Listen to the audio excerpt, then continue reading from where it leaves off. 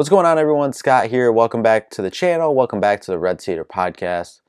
Happy Valentine's Day to everyone out there. No better way than to spend the holiday than watching some Big Ten hoops. 6:30 tip on BTN. Spartans, Nittany Lions. Michigan State picks up a nice 80-72 win on the road. I believe only their second true road win of the season, if I stand corrected. So let's just dive right into the game. First off, got to tip your hat to Malik Hall. Career high 29 points after last time out against the Nittany Lions, tying his career high with 24 points as well. This time he poured in 29 points, 10 rebounds, and 3 assists, also going 8 for 8 from the free throw line, which is huge after last Tuesday's loss at Minnesota. Both him and AJ Hoggard missed quite a few free throws there throughout the game and down the stretch, but the last two games they have cleaned that up.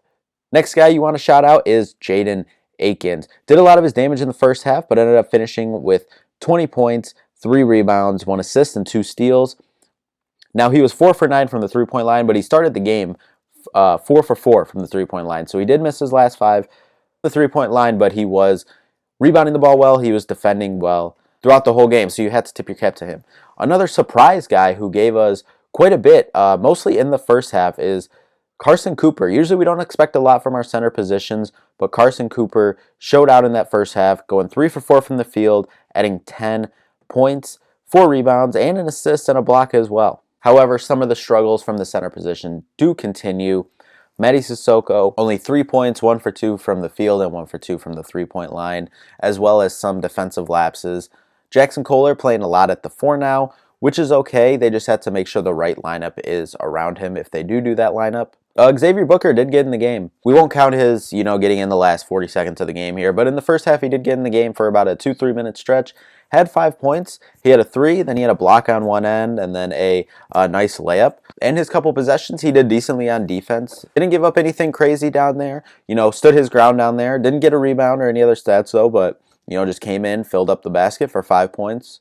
Would have liked to see him get a little more run in the second half, but Penn State in the second half was making a little bit of a run, cut it under 10. So, Izzo was kind of mainly going with his starters there just to make sure to keep them at arm's length. Cohen Carr also got some run in this game after he had a pretty good Illinois game. He did some good things on the defensive end. On the offensive end, only had 2 points, only had 1 shot attempt. I believe it was a breakaway attempt there. Streaking down the left side in the first half. Trey Holloman, it's been a couple games where he's been, I wouldn't say rocky, but, he's had a game where he got in foul trouble in the first half. This game, he never really got it going much. He, only 1 point, but he did have 4 assists and 3 rebounds. Now over on the Penn State side, they did have a trio of players who scored over 15 points. They had Hicks, Kern, and Baldwin.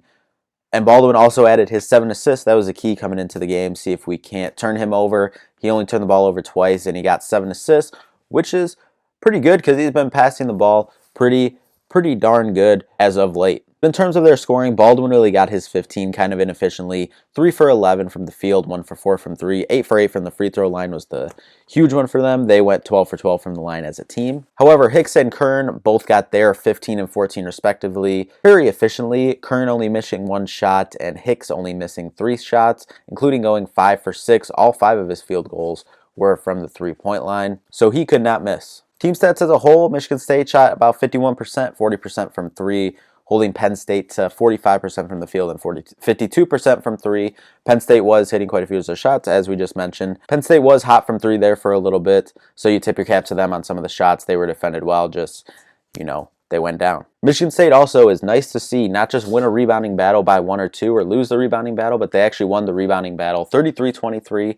That was nice to see. 15 assists for them, solid 6 steals, 3 blocks. 11 turnovers, a little higher than we're used to this season for Michigan State. They've been really good, leading the Big Ten, I believe, in not turning the ball over this season. Also, 40 points in the paint was big. The first couple minutes of the game, it looked like Michigan State was struggling to get down into the paint, but then once they found their rhythm and got going, then it started flowing from there and outscoring them 40-22 in the paint. Now that brings Michigan State on this season to 8-6 in the conference, 16-9 overall. So they are now 3.5 games out of first place in the Big Ten. Obviously, we know that you're not competing for the Big Ten title at this point.